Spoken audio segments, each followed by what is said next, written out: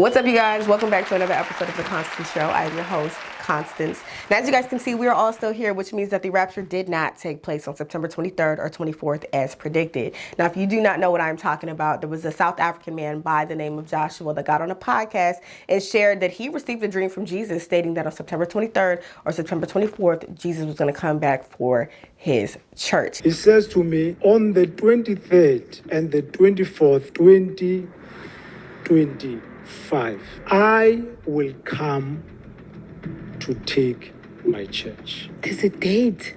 There is a date. Interestingly enough, this podcast caught traction and made its way over to TikTok, and the rumor began to actually be received and believed, okay? And so there were people on TikTok sharing that they were selling their possessions and that they were preparing for the rapture. There were other people that took satirical approaches, creating memes and videos stating how they believe you should prepare for the rapture. And then we also have some other people that believe that they received confirmation that the rapture was indeed supposed to take place on September 23rd or 24th. God has told me to sell my car because I won't need it be on September, baby, because the bride of Christ is flying.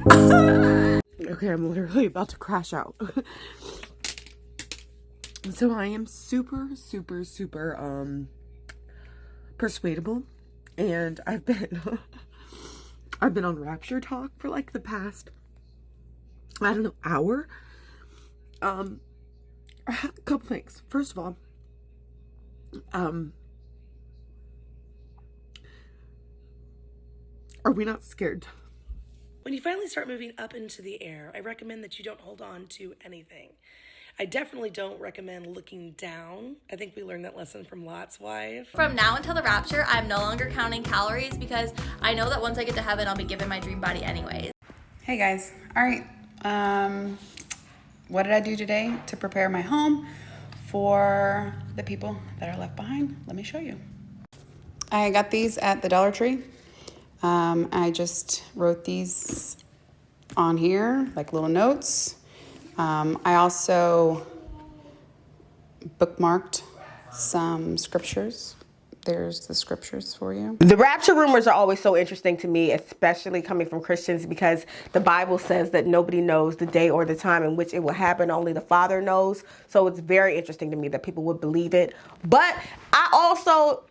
Let me say this. Whenever anybody says God told them X, Y, Z, I can never say he did. I can never say he didn't. That ain't my place to confirm or deny. But I will say this. As it pertains to the rapture, I'm never scared when I hear rapture rumors, because if it does happen, I know in my heart I'm doing my best to live accordingly to his word. So it is what it is. And if it doesn't happen, I got another day to try again. All I can say is I advise everybody to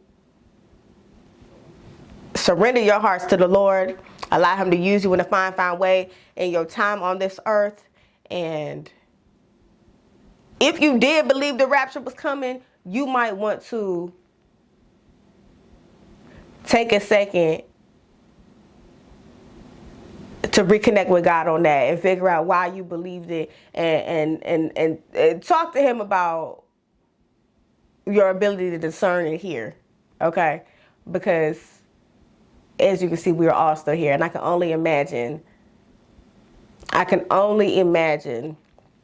the post-rapture rumor emotions anyone that believed it would be experiencing right now. Okay, let's go on ahead and switch gears. So a new movie hit Netflix on September 26th. It is called Ruth and Boaz, and it stars Tyler Lepley and Soraya as Ruth and Boaz. Now, this is a modern retelling of the Bible story Ruth, and it is produced by Tyler Perry and Devon Franklin. And this is the first film in their faith-based series in collaboration with Netflix. Now, if Ruth and Boaz is any indication of how good this faith-based film series will be, then I'm excited to see what's to come, because I absolutely loved the movie Ruth and Boaz. The movie follows Soraya as Ruth Mobley, an up-and-coming singer who leaves her life behind in Atlanta to start over in Tennessee. So as she's starting over her new life, we see her falling in love and forming friendships and connections, and I don't want to spoil the movie, but I think that the film did a fabulous job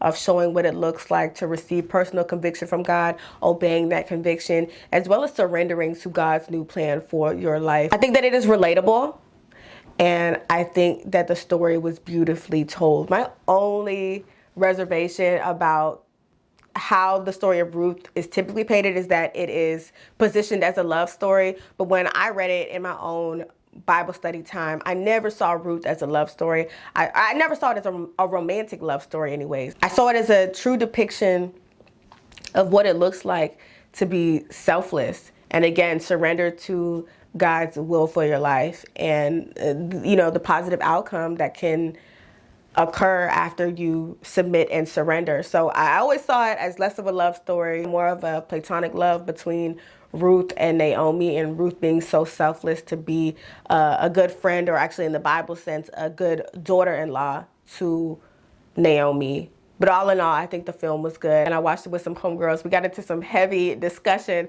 as we were watching the movie, and one conversation in particular that stuck out to me was that we were speaking about how God allows bad things to happen to his people, right? And one of my homegirls was like, well, she doesn't understand why people blame God for bad things when the devil also exists. And she also went on to say that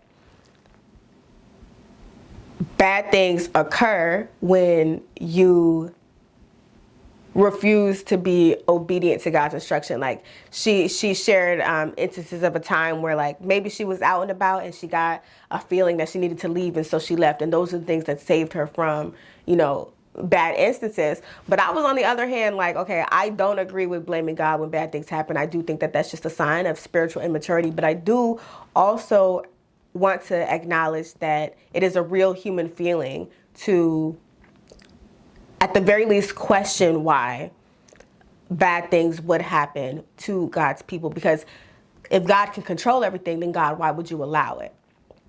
And I also didn't want to dumb down bad things happening simply because you disobeyed, because I don't think it's as simple as that. And it made me want to bring into perspective the story of Job.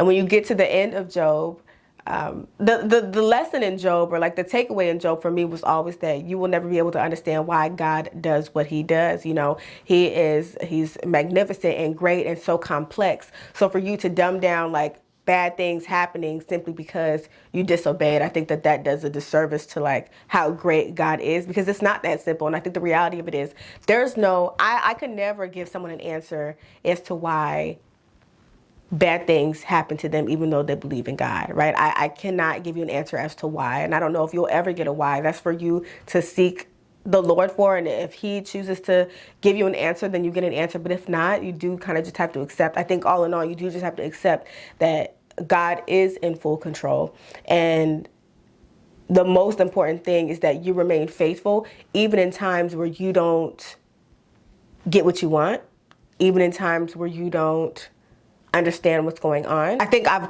come to realize that the devil doesn't care about anything other than your faith, right? So when bad things do take place, he doesn't care if it affects your mom, your dad, your brother, your sister, or you. He doesn't even care about you. He cares about your faith. And if he can rob your faith from you, then he wins. So the ultimate thing is to make sure that no matter what takes place, feel how you want to feel. Have your emotions. And the great thing about God is that he does allow us to feel and have emotions. But don't allow it to rob you of your faith, because yes, God is in control and God is working everything out for your good. So we got into like a long, heated discussion about that. And I love that the movie prompted us to have conversation, real conversation. And I love that the movie showed real emotion as you wrestle with the bad things that could potentially take place in your life. There's this idea that when you give your life over to Christ, everything is perfect. And the more I foster my relationship with Christ, the more I realize that that's not true.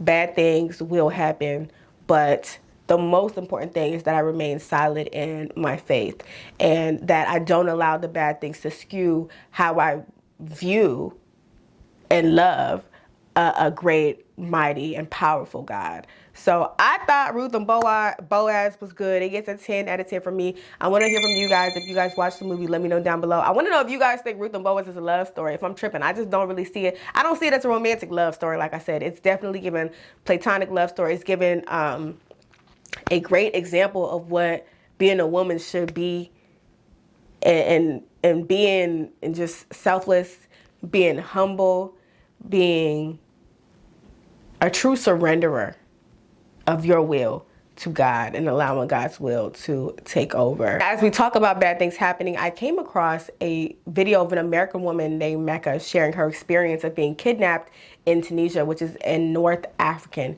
country. She spoke about how she returned to her hotel a night after the club, and after going to her room, she realized that there were no tissues. So she went downstairs to the lobby, and that is the last thing that she remembers. She then woke up in the back of a car and found herself physically fighting with the kidnapper until she was able to escape and run for safety.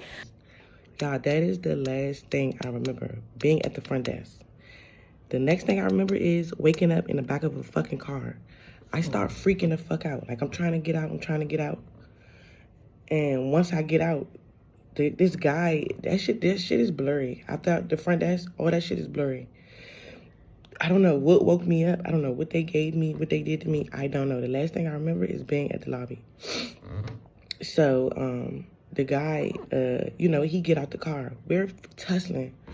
We fucking fighting. Like, I'm fucking fighting for my life. Like, I'm really like, all I kept thinking about was my fucking kids. Like, man, I gotta get back home to my kids. I'm really fighting for my life. Like, this nigga's punching me. Y'all can see, like, he's trying to telling me, shut up. I was not, like, giving up wasn't an option. I will insert the full video in the description box below if you would like to see her recount the story. But this is absolutely horrifyingly scary. And I thank God that she was able to survive and escape and live to tell the story. As MEKA'S story gained virality, TikTokers came forward sharing tips on what to do if you are in danger in a foreign country. Let's take a look. If you are an American, the worst thing you can do if you get kidnapped in Africa, I'm speaking for the continent of Africa, 90%, probably 99% of the countries there, the cops can be purchased. So calling the cops is one of the worst things you can do. Contacting the U.S. consulate should be number one on your priority list. Most of these countries, I'm West African, so I can speak for basically 99% of the countries in Africa. The police can be bought. If you contact the police, that is the worst thing. Contact the U.S. consulate. I know the U.S. politics is shit right now, but if you're traveling and you're in any type of situation, the U.S. consulate is your best friend. They will see to you. The one thing is that outside of the U.S. prioritize their citizens, because anybody, literally the police can be in cahoots with whoever kidnapped her. They can get payoff easily to get out of a situation like that. You're probably sometimes even in more danger by calling the cops than you are safe. After watching that video, I took to ChatGPT to confirm what you should do when in danger in a foreign country, and it did state that you should reach out to the U.S. Embassy. So now we all know. I think that this situation is absolutely horrible, but I'm grateful for the knowledge that I now have. If at any point I am in danger in a foreign country, and I really do hope that she gets justice. I hope the U.S. Embassy handles this like a serious case and does not take it lightly. And I do truly hope that justice is served. Anyways, y'all, that concludes today's episode. Thank you guys so much for watching. I hope you enjoyed it. I love you all. I appreciate you all. And I will see you next time. Peace.